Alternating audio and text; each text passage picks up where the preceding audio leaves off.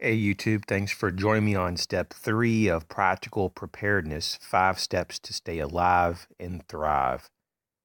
So what is step 3? Step 3 really is the question of what stuff do you have at home and at other locations that you frequent? So what do you have there? Do you have anything at all? Do you have bare bones supplies or are you very well prepared? I got a little bit of an outline here for you just to think about. This should encompass the great majority, if not everything, that the average person would need, at least in the main categories. Of course, you can branch off and get more specific in each of these categories. Now, in step 3, number 1, we have maintain your home. Obviously, make all necessary repairs to your home on an ongoing basis to keep your home in tip top shape. But in case there does happen to be a damage from storms or whatnot, it is good to have supplies to at least temporarily reduce the chances of the home getting further damaged by further exposure. So you'd want to keep spare tarps, plywood sheeting, and this doesn't have to be a lot, but maybe just enough for a few windows or a door or two.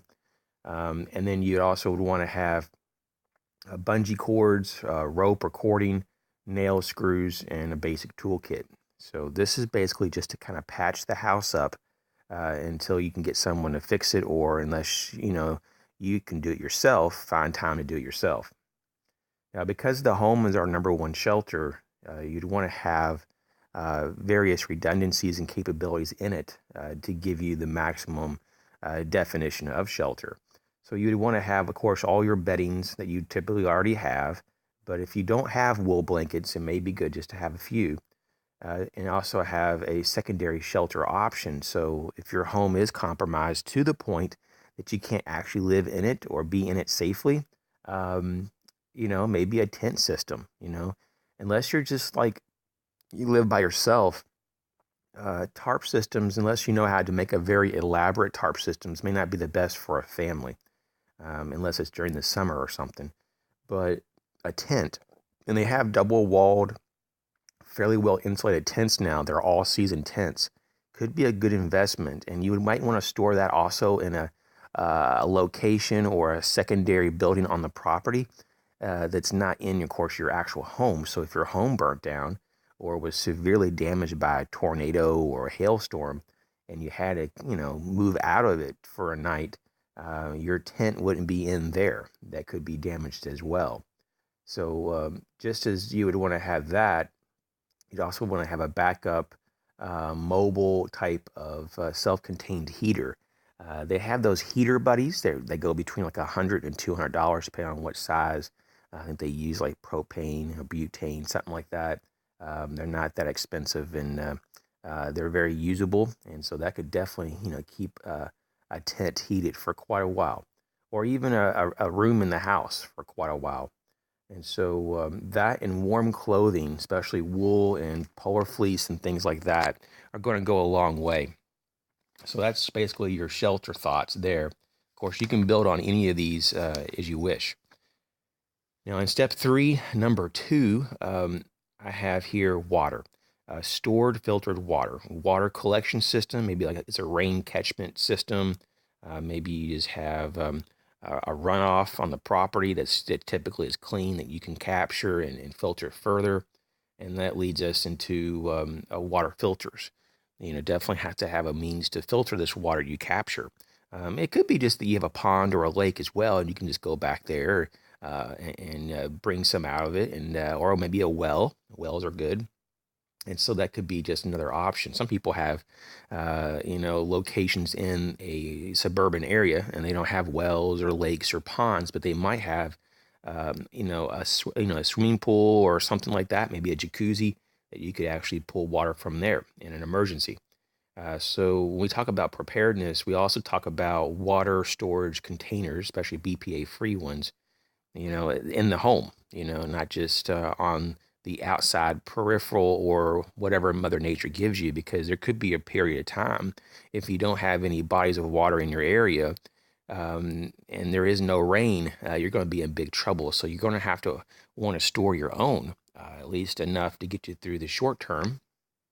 And so having storage containers and siphons it would go a long way. If you're a family, especially a larger family, you might want to start looking at like the 55-gallon drums of water, and or maybe a secondary cistern, or maybe a cistern if you don't have one. That's going to be really a good thing to look into. If you're just an individual, maybe having a collection of the 5, 6, or 7-gallon like aquatainers or any type of other containers that could be actually lifted and moved, could be another reason or a source to look into. Number 3, means to make fire. It's good to have multiple fire starters, multiple types of tinder, and at least several different types of fuels if possible. It's good to have stoves, both portable and fixed in the home. I enjoy my wood burning stove, but at the same time, it also doubles as a cooking stove. So that's just an option. Not only gives you warmth, but you can cook from them, especially the portable ones. They can even give you some light if you really need it light and, in a desperate time. So that's something to think about. In a modern day, we don't really think about making fires that much because we have electricity, and especially the more suburban or urban we go, we don't really see people doing fires. You may see someone every once in a while with a fire pit, and that's about as far as people go these days with combustion. But when there's a grid down or there's a problem, you may have to create fire. Okay, number 4 is tools, toolkit with all tools needed, including saws, axes, chainsaw, pry bars, sledgehammers, even plastic sheeting, anything that you need in your area. Of course, your area may be very much more specific. Maybe you have tremendous snowfall or tremendous woods in your area, and if there's a bad storm, you're going to need a lot more certain type of capability, such as wood processing, than someone that lives in a downtown area and there's like no trees at all, and your hazard may be just trying to get out of your building because maybe part of it collapsed, or maybe there's a lot of different other types of things that can go on. So tools really can vary. It can be very complex on that. So that's kind of up to you. I'm sure you know what tools you need. Number 5, communications, are also known as comms. A crank AM, FM, NOAA weather radio with shortwave features with spare batteries, or other systems such as maybe an amateur radio, equipment such as 2 meters 440, or maybe HF if you want to go with a lower frequency to hear further. That's going to be another option. Communications, though, kind of depends also on your group. If you have a group size or a family, being able to talk to them around the property, especially if you have a few acres, or maybe you have a large farm, having two-way radios is going to be really helpful. So it depends on, your preference on those as well. It could be GMRS, FRS, it could be even a business band, whatever is appropriate for you. Those could be an option.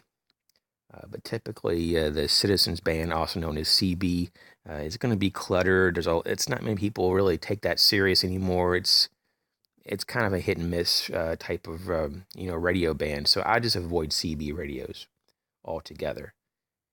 Number 6, first aid. This is going to be very simple. It's a comprehensive first aid and trauma kit. What does that mean? You have to really look into what that really means. This is not going to be going through every individual type of piece of kit when we talk about these categories. This is just to kind of get you an overview how to get through step 3. So first aid, it can be something as general as just some Band-Aids, ointments, tweezers, things like that. You can get these kind of kits pretty much at like Sam's Club and so forth. But even then, those are really lacking. You still have to do some supplements to make those kits really fully well-rounded. Now, in terms of the actual trauma kit part, you're not going to find that really at a Kroger's or Kmart or Walmart or Sam's or whatever, Costco in your area. To my knowledge, they're not going to really have those. I've never seen them there. Those are going to be more like tourniquets and trauma compression bandages and all kinds of things that you have to kind of probably order on Amazon or other places. Maybe more specialized type of companies that would sell that. It's available, very available, but you have to look for it. So first aid. Number 7, hygiene kit. Portable toilet, which could be just simply a 5-gallon bucket they have these modified bucket top seats that you can get, or you don't even have to use the seat if you really don't want to. But for comfort, people get the seat that goes on the bucket. It could be you might want to just have a small collection of like kitty litter. It could be bags of sawdust. There's some people just use sand, but you want to have something in that bucket. Of course, people line the bucket with several garbage bags, heavy duty, sometimes even like contractors grade heavy duty garbage bags. And so that would be a way to dispose of your waste if you had to use the restroom in that versus your toilet, because maybe your toilet isn't working. Or to flush the toilet, it requires a lot of water to pour down it, and you don't want to waste your water. Also, you want to think about wet wipes and hand sanitizer soaps. Of course, any kind of towels and things like that. You should have a good stash that are clean, that's put away. Number 8, means to protect family and home from criminal intentions and threats.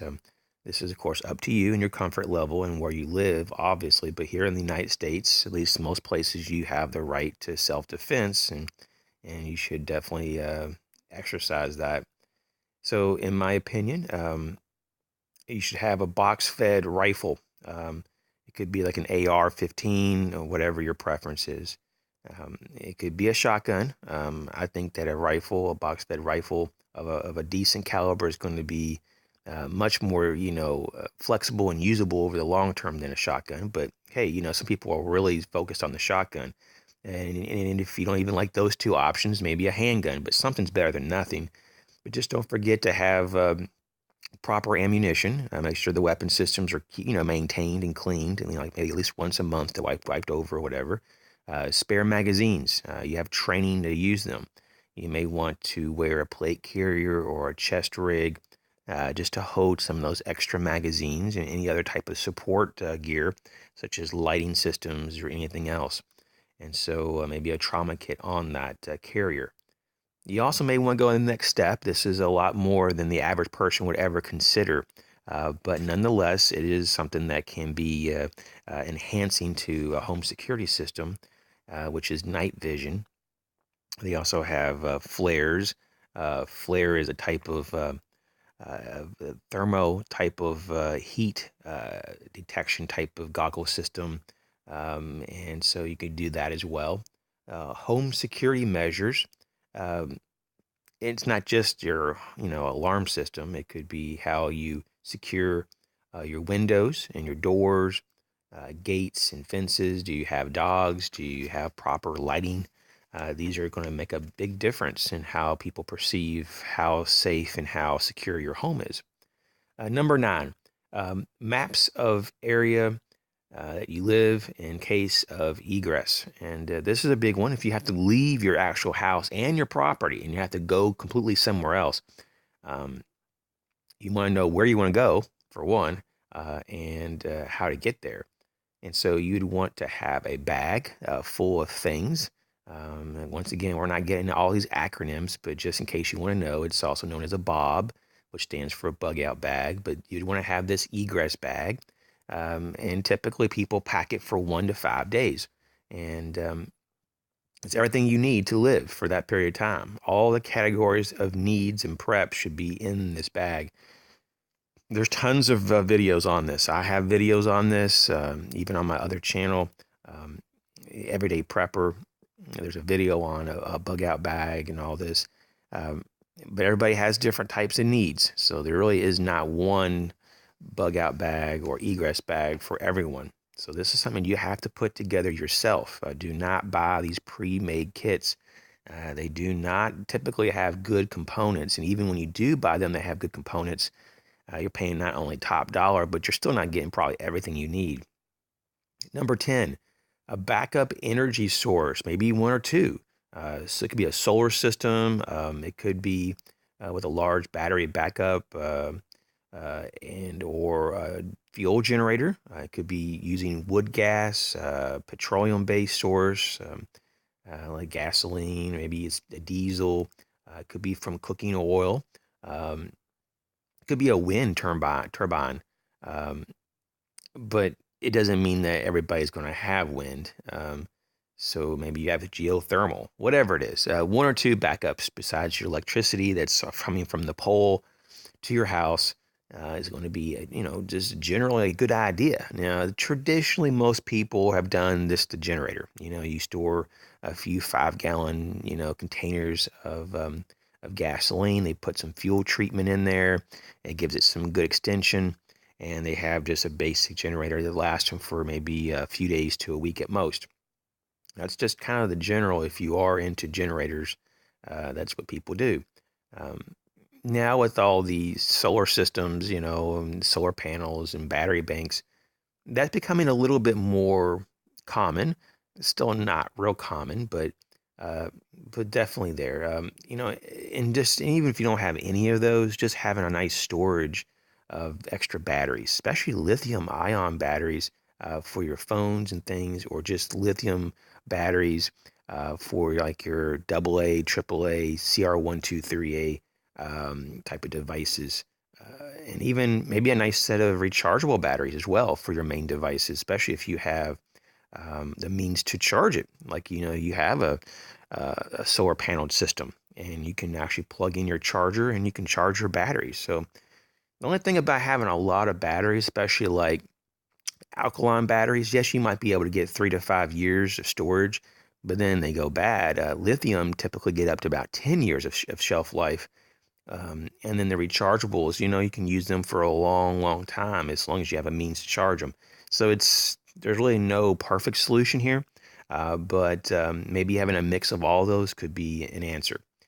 Number 11, shelf stable food, 6 to 8 weeks is a good goal just to start out with for having some food storage of both short term and long term foods. Dry and freeze dried typically is the way to go. Um, just for the long term. You can definitely get canned goods and other things for the short term, especially if you rotate them. And that's what I would recommend. It's so much cheaper to catch things that you normally eat on sale at your local grocery store and put them in rotation. Have a month or two that you can rotate. Eventually that would be a good goal. And when you rotate them and you eat some of your storage, you just replace it the next time you go to the grocery store. And also, don't forget the seasoning for your foods, especially if they're more bland foods like beans and rice, and nutritional supplements, especially when you're going to be under stress. You want to make sure you get plenty of nutrients. Make sure you have all your cooking supplies, including paper plates and disposable utensils.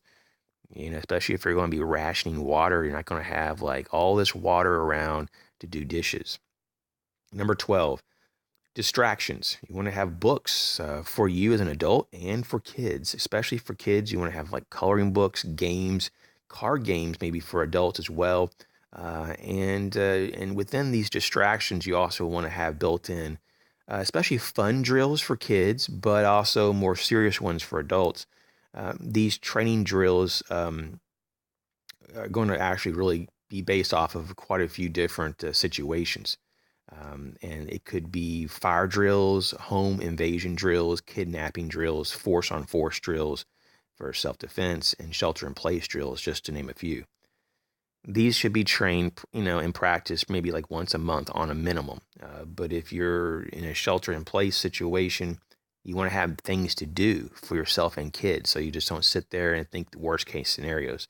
And besides, like I said, coloring books for kids and card games and things, um, for adults, especially to have maybe a small library, a resource, like a wall in the house that just has a couple bookshelves and has lots of resources, how-to books, and it could be everything from medical and repair related to anything you can imagine that you don't have a lot of knowledge of is going to be a very good resource.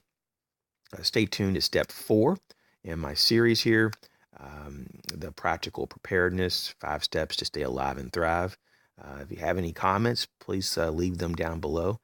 Thank you for all your support, and stay tuned for more. Okay, a bonus. I wanted to clarify, and under the tool section, about lighting.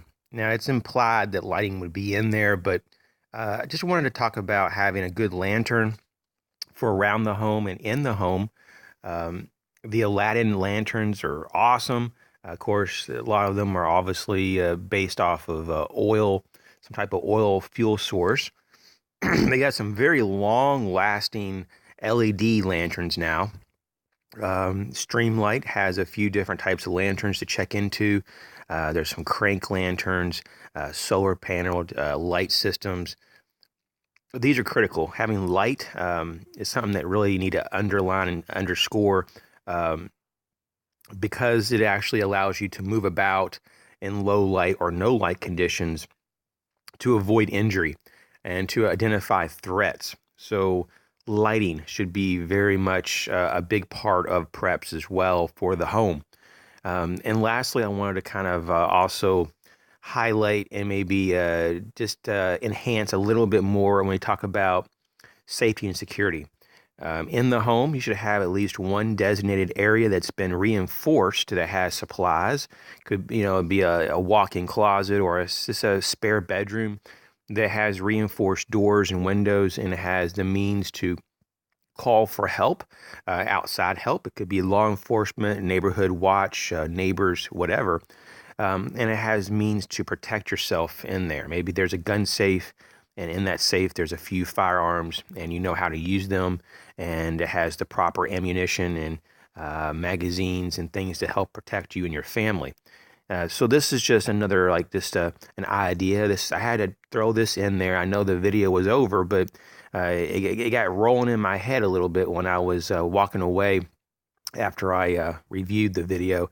And so having a safe room and having lots of different options for lighting, and different power sources to generate light is going to be critical for step 3. Thanks for watching again.